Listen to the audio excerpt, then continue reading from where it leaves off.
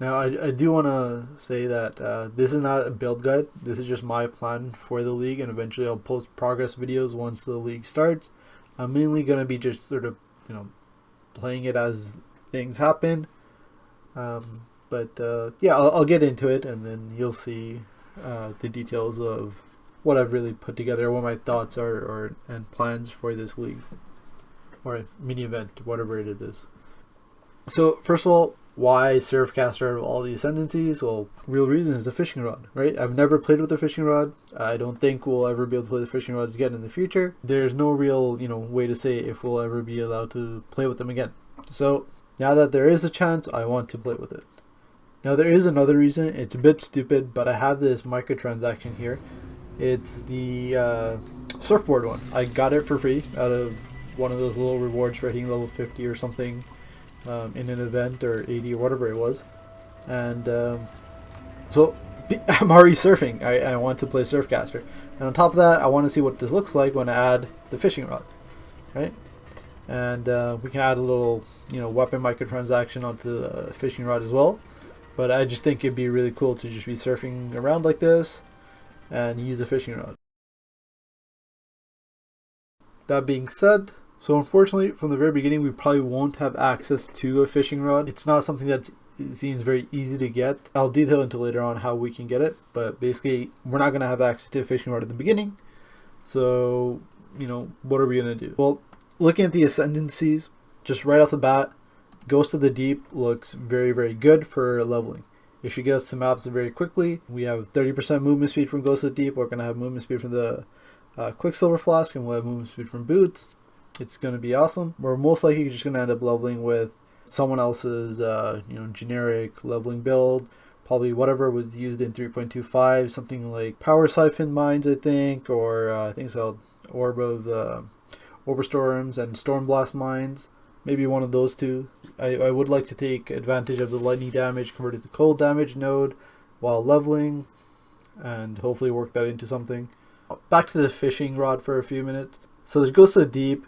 We also have access to Screaming Rills, which gives us more cast speed. I figured this will be helpful for a spell like Crackling Lance, where it really needs a cast speed.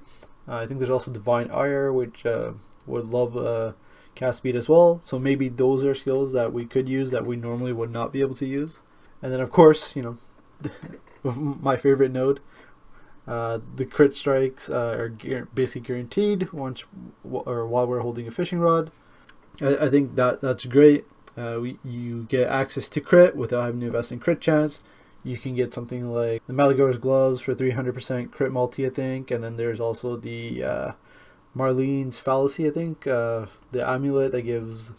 it doesn't give, it adds to your crit multi by like 200 and something percent. So you can go even higher. I think with those two items and this, you'll have... you'll be able to get a lot of damage out of most... spells or whatever you're playing. And so because of that, I really want to do Herald of Thunder or Herald of Ice. As I said, I want to be on that little surfboard microtransaction and just running around while everything around me dies, and I'm just sort of standing there dumb or running around looking dumb with a fishing rod. I think that'd be fun. I think it'd look cool. I've never done a Herald of Thunder, Herald of Ice autobomber type of build. So I really want to try it and do whatever I can to make it happen.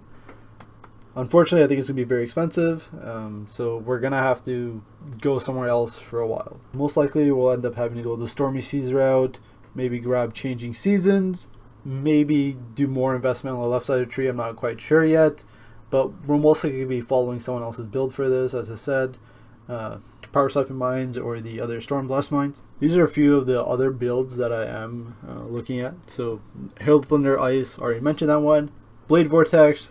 I want to say it has basically the same sort of feel as Herald of Thunder and Ice. Once you get your vortexes up, you're running around, just running into mobs to kill them, hopefully chaining with Herald of Ice and so on. I have played Blade Vortex in the past. It was fun. So with the additional cast speed from the fishing rod, if we go the fishing rod route, or if we just get something else, it should feel even better just to get those blades up and running. I haven't played it in a very long time. I haven't even looked into it. I really don't want to play Blade Vortex. I want to play Herald of Thunder or Ice, but maybe that's Blade Vortex will have to be a build we transition to once we get into maps to farm towards a Herald Thunder Ice build. I'm not sure yet. I'll have to actually sort of sit down, make a couple of path of buildings, or look at other people's path of buildings and then compare. And I'm going to do some test runs as well. But moving on, there's also Crackling Lance, as I mentioned before, Divine Ire, and other generic lightning spells that can take advantage of the conversion and chill and so on. There's going to be a lot of sort of double dipping between shock and chill, cold and lightning conversion. We definitely want to take advantage of that. So we want to focus on lightning spells for those. That will probably just be for leveling. I don't think I'd play that very far into the league. It's something that's been done before. I want to do something that I haven't played much before of, and something that I probably won't be able to play again in the future. The Herald Thunder, Herald of Ice, autobomber stuff. Now, the plan ultimately will be to just get firmly set up in the league, and so one aspect of that is just leveling.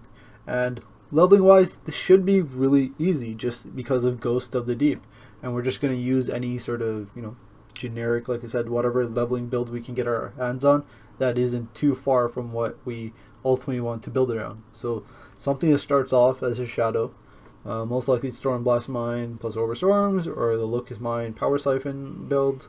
We'll be running one of those, or maybe something else, but most likely one of those two.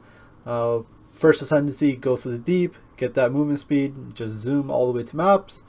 We might pick up Stormy Seas along the way, and we'll basically just be playing with those till about level 80 or so, at which point we might take a second look at things and see, what else can we do, or do we keep pushing this further and further. Assuming at level 80 we want to start switching over to the fishing rod stuff, the plan is basically to see if we can start farming a fishing rod ourselves.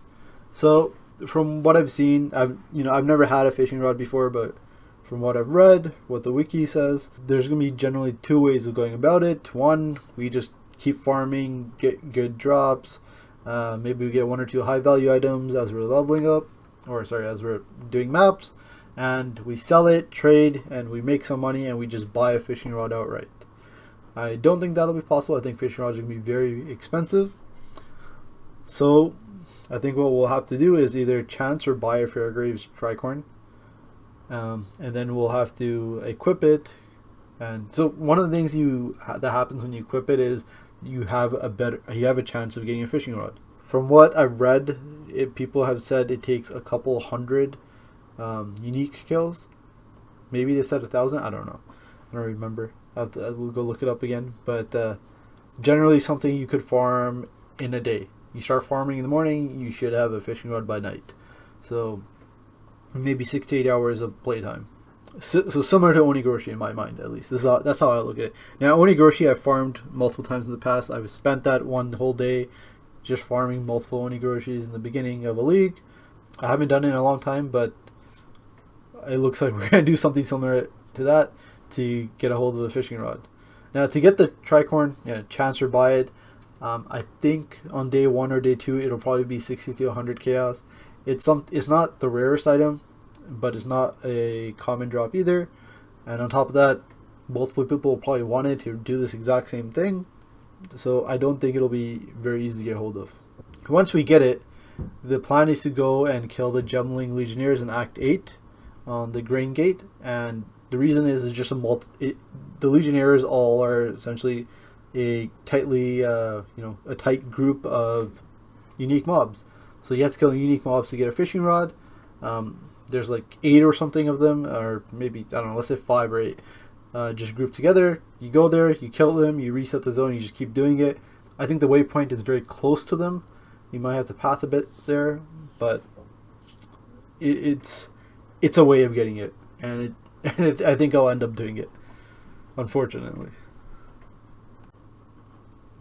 Now, this is just sort of like as a general way of how I am preparing for this. So I'm looking at 3.25 League Start videos, focused mainly on the Shadow.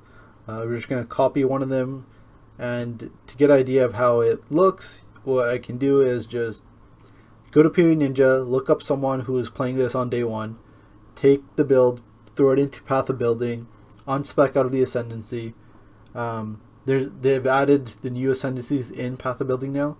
So spec into those, see what the numbers look like, and basically, you know, if it looks good, play it. The other thing I'm going to be doing is just, you know, just doing test starts right now.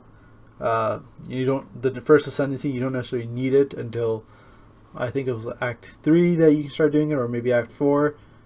So until then, you can just play something up till Act 3 or Act 4, see how it feels, and then you can even just go further and just say, this is how it feels without any ascendancy, so don't ascend at all. Play it out all the way to like Act 10 or whatever you want to do, and then you'll just know that it'll be faster once you have the actual ascendancy. Once you have that 30% movement speed, cast speed, attack speed, so on, it'll be just be that much better. And so you can get a general sense of how it'll feel. And so that's what I'll be doing in for the next few days, or until the league comes out, because, you know, other than reading up on what other people are making for their builds, there's not really much else to do. And I'll put in a clip of me doing that in case you need to see how it's done. Especially for people who are, I guess, haven't played POE1 before, but have played POE2 and haven't done much path of building stuff. You know, hopefully it's helpful. Yeah, other than that, though, that's really it for the video. I'll just throw that clip in at the end. And the next video for me will probably be the exact plan that I intend to follow before the league comes out. And then after that, we'll just have progress videos as normal. So for this new event, one way you can plan out builds is by using a build from previous league that performed well, at least in the start, and you can use that as sort of your leveling build, your little template, before you go and customize it to your own needs in path of building. And you can do this by using POENinja, going up here to builds, and then going to solo self-found settlers. Solo self-found because you don't want to be looking at builds that say have traded for items, or, you know, there's a group of people playing together. So solo self-found is one of the better ways of getting good information, I guess. So you want to look at day 1, day 2, maybe day 3. So I'm looking for power siphon, or have it filtered for that. And you can just go down here, look for some sort of average power siphon builds, you know, someone that didn't get, say, lucky with drops or anything like that. And then we have here, you know, someone's build for power siphon. And looks like they're playing power siphon mines, which is great. That's what I want to level as, pass around like level 30 or so. So I'll probably copy this build. And one way to see how the damage numbers will change is I take this build, throw it into POENinja now. I can remove these ascendancies. So I'll do that now. Okay, so I copy and pasted the build in, so I just use the import button here. Go into the tree, so you can take this and start unspecking this. You can pay attention to your numbers over here, your effective HP pool and the damage you're doing. And from this you can go to items, so you can search for shadow here. And we're playing Surfcaster, and then you can change these to whatever you want to spec in as, and you can add that to the build. Go here, socket that in basically, so it replaced whatever it was here in the build before with the Surfcaster ascendancy essentially, and the ones you selected. And now you can see how that impacts your damage, your effective HP pool. Those are two things I really care about, just the effective HP and the damage.